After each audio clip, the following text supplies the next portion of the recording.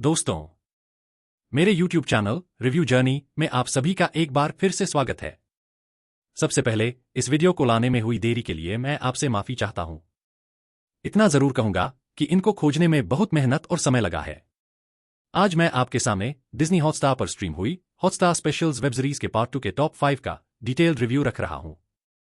अगर आप भी मेरी लिस्ट से रिलेट करते हो तो कमेंट्स में जरूर बताएं। आपको मेरी लिस्ट में कुछ पुराने वेब सीरीज का जिक्र भी मिलेगा जो शायद आपकी नजरों से रह गए हों। पर मेरे रिव्यू को देखने के बाद आपने किसी भी थ्रिलर को देखना पसंद किया तो मैं इसे अपने मेहनत की सफलता मानूंगा। डिज्नी हॉटस्टार पर एक्सक्लूसिव कंटेंट में से कुछ क्रिएशन लाजवाब है, जिसके लिए चैनल की प्रोडक्शन टीम बधाई की पात्र है। तो चलिए आज का सफर शुरू करते हैं। इस एपिसोड के पहले पायदान पर है criminal justice behind closed doors. ये इसी नाम से डिज्नी हॉटस्टार पर प्रसारित हुए फेमस कोर्ट रूम ड्रामा का सेकंड और स्टैंड अलोन सीजन है। विक्रम चंद्रा शहर का एक नामी वकील है जो अपने मिलनसार स्वभाव के कारण सभी के बीच काफी लोकप्रिय है। अपनी व्यस्तता के बीच भी वो कभी अपनी डिप्रेशन और डिमेंशिया से पीड़ित पत्नी अनुराधा और अपनी बेटी रिया का हाल चाल पूछना और ख्याल रखना नहीं भूलता। हर लिहाज से समाज की नजरों में एक सेलिब्रिटी लॉयर, जिम्मेदार पिता, पत्नी से प्यार करने वाला एक अच्छा पति और सबकी मदद करने को तैयार एक बेहतरीन इंसान। परंतु घर के अंदर की सच्चाई अलग है। अनुराधा से नाखुश विक्रम चंद्रा जानबूझकर अपनी पत्नी की मानसिक अवस्था को चोट पहुंचाता रहता है। केयर करने के बहाने उस पर नजर रखता है और हर मुमकिन तरीके से उसे डिप्रेस होने को मजबूर करता है। अपने पति को खुश रखने की असफल कोशिश करती अनुराधा एक रात बेडरूम के निजी पलों में अपने पति विक्रम चंद्रा को चाकू मार देती है और दवाओं के असर में घर से बाहर निकल जाती है। पीछे से बेटी रिया हाथ में चाकू लिए पुलिस द्वारा सस्पेक्ट के रूप में पकड़ी जाती है। बदहवास अनुराधा हॉस्पिटल पहुंचती है और पुलिस द्वारा गिरफ्तार की जाती है। थाने में रिया को पुलिस के हाथों परेशान होता देख वो अपना जुर्म कबूल कर लेती है। अनुराधा का केस लड़ने के लिए जब कोई वकील आगे नहीं आता है तो इन्वेस्टिगेशन ऑफिसर रघु साल्यान एक बार फिर वकील माधव मिश्रा को ये केस लड़ने बोलता है। हमेशा बहती धारा के विपरीत चलने की आदत से मजबूर माधव मिश्रा और वरिष्ठ वकील मंदिरा माथुर एक बार फिर आमने सामने होते हैं। यहां से कहानी अपने असली रंग में आती है। एक तरफ शानदार कोर्ट रूम सीन और दूसरी तरफ जेल के अंदर की कड़वी सच्चाई। इस बार महिला कैदियों की दुर्दशा, उनकी गुटबाजी, ड्रग्स का चलन, साजिश, आपस में होड़ जैसे सभी पहलुओं को नजदीक से और बड़ी संवेदनशीलता से दिखाया गया है। कहानी का मूल विषय बेडरूम के निजी पलों में पति द्वारा पत्नी पर किए जा रहे अत्याचार का है, जिसे बताने तक से सभी पत्नियां परहेज करती है। डोमेस्टिक वायलेंस का एक घिनौना चेहरा। लेखक अपूर्व असरानी ऐसी सच्चाई को समाज के सामने लाने के लिए बधाई के पात्र हैं। स्क्रिप्ट की पेस थोड़ी स्लो है पर ओवरऑल ये कहानी की मूल भावना से मैच करती है।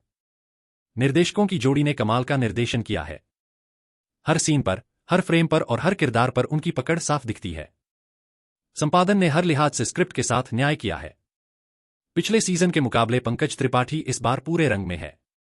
उनकी कॉमिक टाइमिंग और डायलॉग डिलीवरी शानदार है। उनकी नई दुल्हन के रोल में खुशबू अत्रे ने लाजवाब अभिनय किया है। बेटी रिया के रोल में अद्रिजा सिन्हा, दादी के रोल में दीप्ति नवल, विक्रम चंद्रा के रोल में जिशु सेनगुप्ता का काम बढ़िया है। पर अनुराधा चंद्रा के किरदार में कीर्ति कुल्हारी ने कमाल कर दिया है। एक पत्नी का अपने पति के लिए प्यार, समाज की हिचक, बेटी की चिंता, बरसों से अत्याचार सहने की पीड़ा जैसे कितने ही शेड्स को उन्होंने अपने अभिनय से जीवंत किया है। ये उनके करियर की एक शानदार उपलब्धि है। डिज्नी हॉटस्टार भी स्ट्रीमिंग पार्टनर के तौर पर बधाई के पात्र है। अंत में शानदार स्क्रिप्ट, लाजवाब निर्देशन और बेहतरीन अभिनय से सजी एक लीगल कोर्ट रूम थ्रिलर जिसका संतुलित ट्रीटमेंट आपको हैरान कर देगा। बार बार देखे जाने लायक एक लाजवाब क्रिएशन। इस एपिसोड के दूसरे पायदान पर है द नाइट मैनेजर। जॉन ले कैरे के उपन्यास पर आधारित इस थ्रिलर के विजुअल्स एक बड़े कैनवास पर बनी पेंटिंग के समान भव्य है। भूतपूर्व नेवी ऑफिसर शांतनु बांग्लादेश के एक 5 स्टार होटल में नाइट मैनेजर है।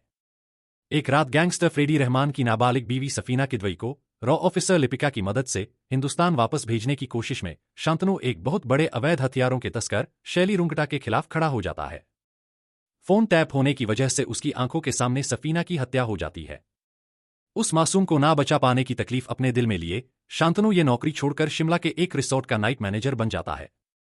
2 साल बाद अचानक एक दिन शैली रुंगटा उस रिसोर्ट के वीआईपी मेहमान के रूप में उसके सामने होता है।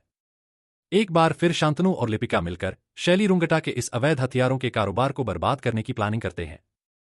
इस बार लिपिका शांतनु को कैद से भागे अंतर्राष्ट्रीय भगोड़े का कवर देती है।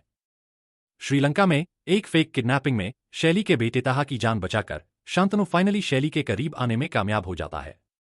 इसके बाद की कहानी में शांतनु किस तरह शैली के घर में घुसकर उसकी लंका में आग लगाता है और अवैध हथियारों के कारोबार से पूरी दुनिया में तबाही मचाने वाले शैली रुंगटा के साम्राज्य को तहस-नहस करके शांतनु आखिरकार मासूम सफीना की हत्या का बदला और देश के दुश्मनों को रोकने में कैसे कामयाब होता है, वो देखने लायक अनुभव है। जो कहानी बांग्लादेश में शुरू हुई थी, उसका अंत भी वहीं उसी होटल में होता है। स्क्रिप्ट बहुत अच्छी लिखी गई है और शानदार डायलॉग्स ने रोमांच को दुगुना कर दिया है। वेपन्स की डेमोन्स्ट्रेशन सीक्वेंस बेहद शानदार और ऑथेंटिक लगती है। आउटडोर लोकेशंस काफी सुंदर है और रेगिस्तान के लॉन्ग शॉट्स का काफी प्रभावी इस्तेमाल हुआ है। निर्देशकों की जोड़ी ने सभी कलाकारों से बढ़िया काम लिया है। शैली रुंगटा के नेगेटिव रोल में अनिल कपूर की स्क्रीन प्रेजेंस लाजवाब है। दबी, सहमी परिस्थितियों में फंसी शैली की गर्लफ्रेंड के किरदार में शोभिता धुलीपाला ने बहुत अच्छा काम किया है। शैली के पार्टनर, दोस्त और राइट हैंड के रोल में शाश्वत चटर्जी ने अपने अभिनय से समा बांध दिया है। रॉ अधिकारी के रोल में तिलोत्तमा शोम काफी विश्वसनीय लगी हैं। इन सबके बीच शांतनु के किरदार में आदित्य रॉय कपूर ने कमाल कर दिया है। उनकी पर्सनालिटी, उनकी बॉडी लैंग्वेज, उनकी इंटेंसिटी और उनके एक्सप्रेशंस माइंड ब्लोइंग है। इस थ्रिलर की कुछ बातें जरूर हजम नहीं होती, पर क्रिएटिव लिबर्टी के तले उनको इग्नोर किया जा सकता है। ओवरऑल शानदार लोकेशंस, लाजवाब सिनेमाटोग्राफी, बढ़िया निर्देशन और कमाल के अभिनय ने इसे बार बार देखे जाने लायक स्पाई थ्रिलर बना दिया है। हर लिहाज से एक कंप्लीट पैकेज। इस एपिसोड के तीसरे पायदान पर है क्रिमिनल जस्टिस अधूरा सच। ये इस नाम के वेब सीरीज का तीसरा सीजन है। इस बार किशोरावस्था में किए गए अपराध की मानसिकता को और जुवेनाइल कस्टडी को नजदीक से देखने का मौका मिला है। ज़ारा आहूजा एक सेलिब्रिटी बाल कलाकार है जो बिट्टू के रोल से घर घर में पॉपुलर है। विशेषकर अपने उम्र की लड़कियों के बीच वो एक रोल मॉडल है और उसकी लाइफस्टाइल और उसकी बातें उनके जीवन पर गहरा प्रभाव रखती है। उसके माता पिता अवंतिका और नीरज आहूजा अपनी सेलिब्रिटी बेटी की कमाई पर ही निर्भर है। उसका सौतेला भाई मुकुल आहूजा उसकी पॉपुलैरिटी से नफरत की हद तक जलता है। ड्रग्स लेना, तुनक मिजाजी, झूठ बोलना और गलत संगत जैसे सभी गुण उसमें कूट कूट कर भरे हैं। आहूजा फैमिली ज़ारा की एक एड शूट करने मड आइलैंड के एक 5 स्टार विला कॉम्प्लेक्स में पहुंचती है। उसी रात एक लेट नाइट पार्टी में मुकुल और ज़ारा के बीच बड़ी तीखी नोकझोंक होती है। उसके बाद समुद्र से ज़ारा आहूजा की लाश मिलती है, जिसका चेहरा तेजाब से जलाया गया होता है। वहीं समुद्र किनारे एक लावारिस प्रॉपर्टी से एसिड का कैन और मर्डर से संबंधित एविडेंस मिलते हैं, जो मुकुल की तरफ इशारा करते हैं। मुकुल गिरफ्तार होता है और ट्रायल के दौरान उसे जुवेनाइल कस्टडी में रखा जाता है। अपने एंगर इश्यूज और पास्ट में किए हरकतों के कारण उसके प्रति बड़ी नेगेटिव वाइब्स क्रिएट हो जाती है। अवंतिका आहूजा के कहने पर वकील माधव मिश्रा मीडिया और पुलिस की नजरों में इस ओपन एंड शट केस को डिफेंड करने तैयार होते हैं। यहां से कहानी अपने असली रंग में आती है। एक तरफ लाजवाब कोर्ट रूम बहस और दूसरी तरफ जुवेनाइल कस्टडी की सच्चाई को नजदीक से देखने का शानदार अनुभव। बच्चों के लिए बनी जेल की हालत भी ज्यादा अच्छी नहीं है। गुंडागर्दी, गुटबाजी, आपसी होड़, रैगिंग और ड्रग्स का चलन जुवेनाइल होम्स की सच्चाई बयान करते हैं। स्क्रिप्ट बहुत अच्छी लिखी गई है, बस किरदारों के निजी जीवन का अनावश्यक विस्तार कहीं कहीं कहानी को बोझिल बनाता है। मीडिया का और सरकारी वकील का पूर्वाग्रह से ग्रस्त होना और पुलिस द्वारा कुछ महत्वपूर्ण सुरागों को नजरअंदाज करना खलता है। पिछले दोनों सीजन के स्तर को छूने की कोशिश करती ये थ्रिलर एक जुवेनाइल अपराधी की मानसिकता का विश्लेषण बड़ी संजीदगी से करती है। ये क्राइम ड्रामा बच्चों पर सोशल मीडिया के दुष्प्रभाव को हाईलाइट करता है। पंकज त्रिपाठी अपने चिरपरिचित अंदाज में मौजूद हैं, पर उनकी पत्नी के रोल में खुशबू अत्रे ने माधव मिश्रा के किरदार को एक नया आयाम दिया है। अवंतिका के रोल में स्वस्तिका मुखर्जी, ज़ारा के रोल में देशना दुग्गड़, प्रोसिक्यूटर लेखा के रोल में श्वेता बासु प्रसाद का अभिनय अच्छा है, पर एक बिगड़ैल अमीरजादे के किरदार में आदित्य गुप्ता ने कमाल कर दिया है। निर्देशक रोहन सिप्पी का काम उल्लेखनीय है। संपादन काफी चुस्त है और सिनेमेटोग्राफी ने थ्रिलर के रोमांच को बनाए रखा है। हर लिहाज से एक संतुलित लीगल क्राइम ड्रामा, एक रोमांचक अनुभव। इस एपिसोड के चौथे पायदान पर है द ग्रेट इंडियन मर्डर। ये एक मर्डर मिस्ट्री है जिसके पहले फ्रेम में ही विक्की राय नाम के एक बिगड़ैल अमीरजादे की पार्टी में हत्या हो जाती है। उसका पिता जगन्नाथ राय छत्तीसगढ़ का गृह मंत्री है और हत्यारे को पकड़ने के बहाने मौजूदा मुख्यमंत्री को हटाकर खुद मुख्यमंत्री बनने की साजिश रचने लग जाता है। विकास स्वरूप की किताब 6 सस्पेक्ट्स पर आधारित इस थ्रिलर में फ्लैशबैक के जरिए सभी सस्पेक्ट के पास विक्की राय से बदला और उसकी हत्या करने का मोटिव होना बताया गया है। सस्पेक्ट्स में एक उसकी बहन ऋतु राय है, जो बचपन में विक्की राय के हाथों शारीरिक शोषण का शिकार है। इसी पार्टी में शबनम सक्सेना नाम की एक फेमस बॉलीवुड एक्ट्रेस है, जो विक्की राय के हवस और ब्लैकमेलिंग की शिकार है। एक बिन बुलाया सस्पेक्ट है इकैती नाम का एक आदिवासी, जो अंडमान के एक कबीले के अपने चोरी हुए भगवान इंगेताई की मूर्ति को खोजते खोजते यहां तक पहुंचा है। इस खोज में उसकी मदद जैसलमेर राजस्थान के एक अधिकारी का भाई कर रहा होता है, जिसकी हत्या में विक्की राय का हाथ होता है। महत्वाकांक्षी और आपराधिक बैकग्राउंड वाला मुन्ना, जो ऋतु राय का ताजा ताजा बॉयफ्रेंड है, और विक्की से बदला लेने के मकसद से वो उस पार्टी में वेटर बनकर आया होता है। मेहमानों में मोहन कुमार नाम का एक भूतपूर्व करप्ट सरकारी अधिकारी भी है, जो स्प्लिट पर्सनालिटी डिसऑर्डर का शिकार है। मर्डर की जगह से बरामद हुए एक पिस्तौल के तार भी मोहन कुमार से जुड़ते हैं। इस इन्वेस्टिगेशन की शुरुआत crime branch officer Sudha Bharadwaj अपने असिस्टेंट मंजोत के साथ करती है, जिसमें बाद में जगन्नाथ राय के मोहरे के रूप में सीबीआई ऑफिसर सूरज यादव की एंट्री होती है, जिसे इकैती के रूप में एक आसान शिकार दिखता है, जिसके इर्द गिर्द वो नक्सली एंगल की राजनैतिक साजिश को प्लान करता है।